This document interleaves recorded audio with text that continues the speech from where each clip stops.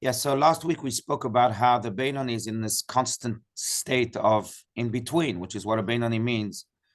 That on the one hand, he experiences the highs, and there he's in not only in full control of his animal soul, but his animal soul really is completely dormant, like the times of prayers we said, and where he experiences true synchronization or alignment, so to speak. And then there are times in which he has to go back to work and pay bills and go home and change diapers and deal with this world, that his animal soul can all of a sudden reawake and maybe even tempt him. Although the Beinoni, of course, is able to immediately control the animal soul, as we've said, and throw him out of his thoughts, certainly his speech and his action.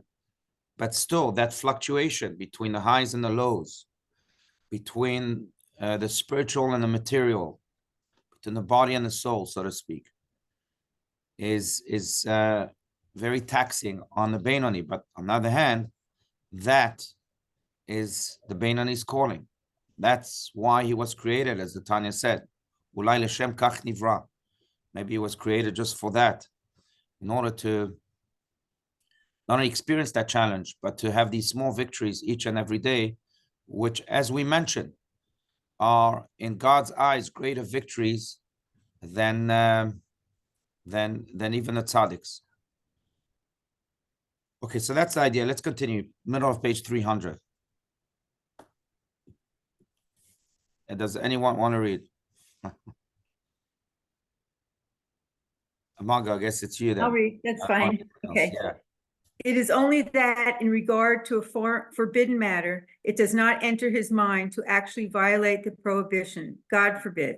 One of the definitions of the Benoni is that he is so far removed from certain things, the things forbidden outright by the Torah, that they do not occur to him as practical possibilities. Indeed, everyone has certain limits that he will never exceed, and that he is unable to even consider the possibility of exceeding, things for which any desire or lust is merely theoretical. These limits vary from individual to individual and from society to society, but every personality structure precludes certain acts as inconceivable. Ibn Ezra, explaining the last of the 10 commandments, "You shall not covet," Exodus 20:14, brings an example of a simple peasant who happens to see the king's daughter. He may think of her as beautiful and desirable, but he does not desire her and will never even think of trying to obtain her because he knows that she is unattainable. To the Benoni, anything forbidden by the Torah falls into this category. The thought of something forbidden might arise in the mind of the Benoni, but not the thought of actually doing it, because he knows that this is something he cannot ever do. Right. I think that's important, by the way, and that's a fun exercise you can play with the youth. I've done that in my classes. And that is that you ask them, what are the things that you'll never do? What are your red lines? Both in action and in speech. In thought, maybe not, because it's a much more complex world. But what are the things you'll never say and the things you'll never do? What are your red lines? Now, for the Beinoni, as mentioned, it's the 613 commandments. That's his boundaries. These are things that he'll respect. And the 365 negative commandments from the 613 are his red lines. But by the way, even within those, I'll add to Rabbi Schneider's words here, even within those negative commandments, there are things that should be red lines. For example, let's take a simple commandment. Do not steal. All right. Now, most people refer to that as stealing money, stealing possessions, stealing material items. But there's such a concept, for example, as stealing time. If I just waste someone's time, if I walk into a store and I know I'm not going to buy anything, but I still go to the saleswoman or man at the store and say, hey, tell me everything about this coat. And then you walk out and you buy it on Amazon. You just stole that person's time. He or she could have used that time to actually attend to a client that was really going to buy or wanting to buy. So there's a concept of stealing time. Is that within your boundaries too? Not just the stealing that most people refer to? How about stealing sleep? There's other types of stealing. So So like when you wake up someone and the person is sleeping, that's stealing sleep. So even within the 365, there are red lines. Now, when I play that game with the youth, it's not just a game, of course, but you can't get into the nitty-gritty details, but there are also boundaries, general boundaries that a person should have. Because, one of the greatest things in life is the word no, as hard as it is to say it sometimes. No creates boundaries within which we can live and within which we can focus on that which we need to focus. Everything that moves needs a direction. Otherwise, it's lost. And if we are moving, if even trees need a direction. They are growing and they still need sticks upon their early years in order to help them grow. So everything that moves needs boundaries. Otherwise, it's lost. Or as one of the great Roman emperors says, if you're everywhere, you're nowhere. That's true on so many levels. But it's certainly true in this context that we need no's. The Bein on these no's are very clear. He could have maybe a thought of crossing those boundaries, but he'll never actually do it. So for him, it's the 365 commandments, the 365, negative commandments, 248 positive commandments. But it's a great game to play with the youth, and especially with ourselves. What are my no's? Based on my life right now, it's easy to say my nose is I'll never climb Mount Everest. That's easy. It's not even in my consciousness. So, okay, but that's not a real boundary. What are my no's as they pertain to my life right now? My work, my family, my home, community, and also my temptations, my character, my traits. What are those no's? Because without no's, you can't really have a yes. Without boundaries, you can't have purpose and direction. Without a clear structure, you can't really have anything grow and thrive. That's the idea here. And the Benoni has that structure very, very well defined. It's very clear in his mind. So that's the idea. Okay, I think the idea though is very, very, very powerful. In order to have a no, you have to have in order to have a yes, you have to have a no. I think that's why also, in the Kabbalistic chart, Tanya quotes many times, the attribute of kindness, chesed, is on the right side, but it's balanced literally on the same exact level. It's balanced by the attribute of gevura, justice. Because true chesed has to have gevura, has to have justice, has to have purpose and direction. For example, there's a term in the Mishnah called shua. Shua is a person that does not know how to say no.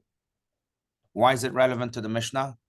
Because one is not allowed to ask for money for tzedakah from a shua. You know why? Because he'll give you everything to his own detriment. He'll give you everything that he owns. He doesn't know how to say no. And what you'll end up doing to him is destroying his life, because you'll have taken everything from him. He doesn't know how to say no. So you're not allowed to ask for tzedakah from a shua. Now, is it good to be a shua? It's terrible. You destroy yourself being a shua. Yes, you might say, oh, you gave that person your shirt off your back, but it's to your own detriment. The next guy who comes, you have nothing to give him. And there's many more detriments. It's not just that. So every true chesed needs gevura. Every true yes needs a no. And without the no's, we can't really reach the yeses. I think that's true in particular when we grow. And that's why maybe discipline pertains mainly to the younger years of a child's life, in which we have to teach him the no's, maybe even more than the yeses. And then the yeses take center stage as they grow. Just like a tree, as mentioned. As they grow young, they have to be straightened. And then once they establish themselves, then we can focus on the yeses. And that's the ultimate type of education. The not so ultimate type of education is where I'm yes, yes, yes, yes, yes to my children. And then I realize the mistake I made. So I go, oh, no, no, no, no, no. It's a little bit too late. As they say, it's easier to grow a healthy child than to fix a broken adult. The worst type of education where it's always yes, there's no no's. And those children usually grow up not only as the most spoiled and the most entitled, but also the most void of purpose and meaning and direction, if not even destructive forces in society. So the no's are very important, and they give birth to the yeses. And this is what this is saying. The Beinoni has clear no's. 365 commandments are very clear, but even within those, as mentioned, like stealing, there are also very clear boundaries. So it's something that would behoove us, maybe during the month of Elul. I know it's coming up in 6 months. No, it's not too close to us, but that's a month in which we have to define our boundaries. And that's true for life altogether, but it's true also for on a day-to-day basis. Before we go to sleep, we say the Shema, and that's usually designated as the time of cheshbon nefesh, of introspection. So then we can ask ourselves, okay, what nodes did I cross today? What are the boundaries I shouldn't have crossed? And how can I redraw those boundaries for tomorrow so that you can do it more on a minor scale? But I think they're tremendously important in order to ensure that the yeses of life really are as purposeful and, of course, as effective in making us grow as possible. So that's the idea. I'd love to hear your comments. Otherwise, we can continue, but please feel free to speak.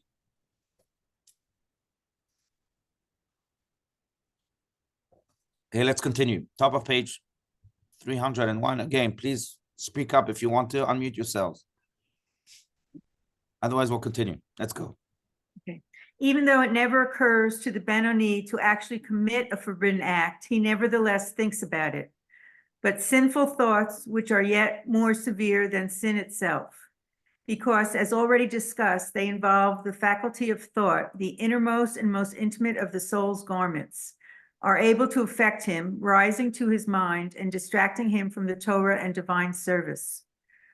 Thoughts of sin, even if they are devoid of any possibility of execution, are extremely damaging to the soul. For instance, imagining a forbidden relationship with a certain woman, even if the circumstances are such that preclude any possibility of the thought being translated into action, will agitate the basic desire and confuse a person who was occupied at the time with Torah and mitzvot. Yes. Right.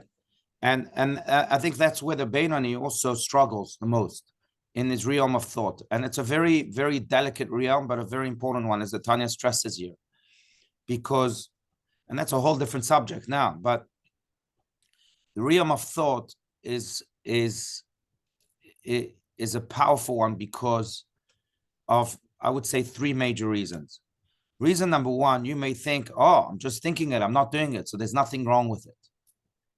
But the first problem with that is that it's taking you away from that which you do need to do, or from that which is important to do. So you might say, okay, I'm just thinking about things. But right now, you're wasting time, valuable time. Every minute is valuable. And this is taking you away from that which you need to do. That's problem number 1. Problem number 2 goes even deeper. Baal Shem Tov, the founder of the Hasidic movement, would say that wherever the person's thoughts are, that's where he truly is. If you want to know a person, look at his thoughts. If a person thinks about food all day long, that's where he is. If a person thinks about football all day long, that's where he is. So even though thoughts are not as defining as actions are, they still are very much reflective of our essence. The more a person's thoughts, therefore, are holy or conducive, the more the essence of the person is holy and conducive.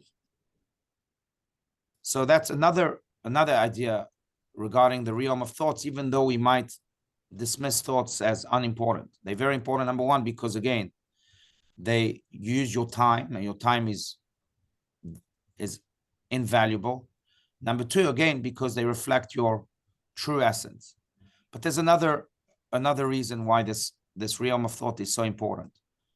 And that is because very often we may say it's just thoughts, but we don't realize the impact it's having on us, to the point that if we think of a thought again and again and again and again, it eventually becomes an action.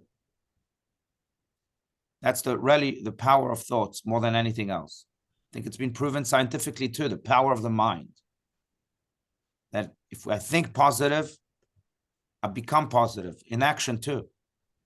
And I even have the power to change things that are negative beyond consciousness. And vice versa, God forbid. So we might dismiss thoughts as, oh, I'm just thinking about it, I'm not doing anything. This. But eventually thought leads to action. And that will be as defining as it gets, because we are what we do, as we've mentioned many times. You know, one of the great quotes is, be aware of your thoughts because they lead to, I don't exactly remember, maybe someone here does. Be aware of your thoughts because they lead to your actions. Be aware of your actions because they lead of your character. They define your character, or something like that. But eventually, thoughts that are thought of time and time again have much more of an impact than just thoughts. So that's another reason yet of why we have to be very careful with our thoughts. Rabbi, you remind me of, I used to sit in another city Yeah. beside a Holocaust survivor. Hmm. Actually, he didn't let me pray because he always was talking to me, but he told me that you're talking about red lines. He agrees with all the 10 commandments except one. And I asked him, which one don't you agree with? He says, thou shalt not covet your neighbor's wife. So we all draw our lines somewheres. That's right. I hope he didn't. I hope that his disagreement was only on the thought level, not on the action level. Yeah. By the way, completely unrelated, but it's still Torah, so I'll share with you. It's interesting because the commandment, to be specific, of do not covet is, do you not covet lo tachmod, your neighbor's wife, like you said, and his ox, his donkey, and then it lists a bunch of items. And then it concludes by saying, everything that your fellow has. So the question is, if you are going to save the Torah, if God is going to write that you should not covet everything that he has, why do you have to enumerate his wife, his ox, his donkey? That's included in everything. It seems superfluous. And the answer is because that's the key to helping you not to covet. And that is that you have to look at people when you're envious of them as full packages. You can't just say, I'm envious of his car, because it comes with his package. It's not just his car. He's also got a genetic disease, and he's also got some other issues, and he's got this. So if you really, really want to be like your neighbor, take the whole package. And then you'll say to yourself, oh, actually, no. That whole package is not worth the car that I'm envious of. Let him keep it. So that's why there's the enumeration, but also remember that you can't just compartmentalize that. It comes with the full package. That person has the full package. He's got his car, but he's got his other things too. So if you really, really want that, God will change the whole package. But then you come to realize, no, fine, it's fine. Let him keep it. That's the idea. My father always would say, don't ever trade your pechel for anybody else's pechel. That's true. You never know. You never know. It's interesting because I think it also speaks to how comfortable we are with our pechel. Mm-hmm. You know, what the other person is dealing with, I'm not comfortable with. I don't know. So I'd rather keep my pekel. But again, I think even though it's not connected, I think it goes back to what we're speaking about, the power of thought. That envy is a thought sometimes. That's where it begins, at least. Or it begins in the heart, then translates to a thought. And or actually begins with the eyes, maybe you could say. You know, Ain Roa Velev Chomed, as Rashi says, that the eye sees and then the heart desires and then the thoughts come. So it begins with the eyes. But that has to be controlled too. And envy, I'm glad you brought up the 10th commandment, because envy is probably the commandment that involves the most thought. Oh gosh, I'm so envious. I like this about this person. I like this and I want this and I desire this. And it can have really destructive effects, specifically for the 3 reasons mentioned before. It's true for every commandment, but I think it's true especially for do not covet. Okay, friends, I want to wish everyone a very, very happy Purim. Please join us for the Megillah readings of the day, or send your addresses or the addresses of people you know can't come to Margot, and we'll make sure one of the shlichim come to you. And I just want to leave you with the thought that Purim is a strong reminder that even though our minds may think that history is going one way and that we don't know how we will come out of this dreck, as they say, still Hashem is our chief conductor. And right now, as we speak, he's orchestrating our grand victory, just as he did by Yamim Ahem, those days, he'll do Bazman Hazeh in these times. And with that belief, we will march to victory and to redemption without a doubt. Because Jordan, the time has come. The time has come. Amen. That's it. Amen.